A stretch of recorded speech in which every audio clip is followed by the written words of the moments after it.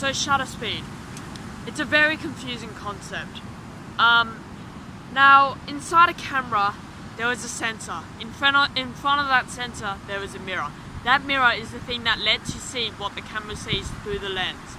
There's a bunch of strategically placed mirrors inside, under the lens, in the camera.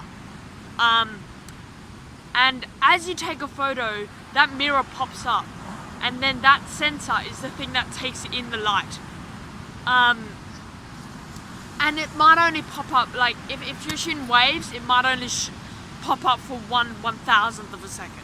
But if you're shooting the stars, let's say, it might pop up for 30 seconds, okay? And the longer it's open for, the more light is gonna go in. So shutter speed is a lot like the human eye in the way that as you're in bed, okay, let's say, and it's dark, or you're out taking photos of the stars, your eye adjusts to the change of light. It opens up the pupil, which is a lot like aperture as well, so that you can see more. But that takes time. Might take 2 minutes, 5 minutes. So in that way, it's a lot like the human eye. And as you have your eye open, you're letting in more light, okay?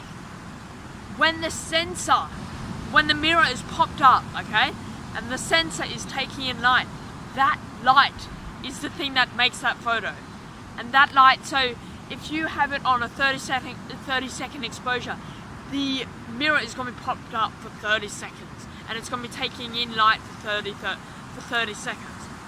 But if you're taking, so that's something like stars. If you're taking photos of waves, okay, you might have it at 1/1000th of a second, which is literally that, faster than that. So the mirror pops up just literally up and down, faster than that, because 1/1000th of a second, 1/1000th of a second,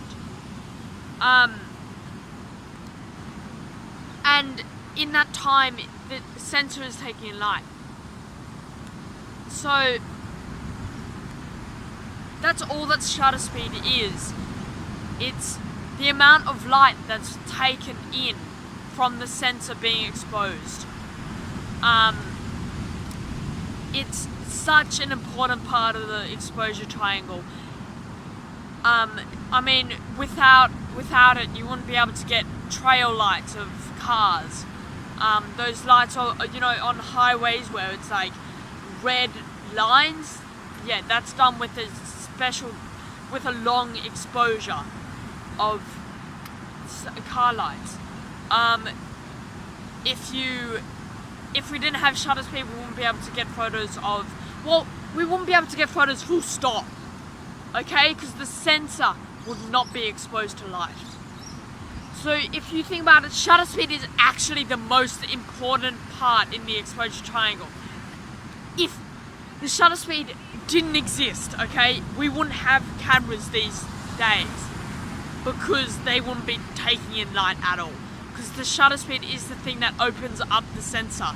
It is the main foundation of a photograph.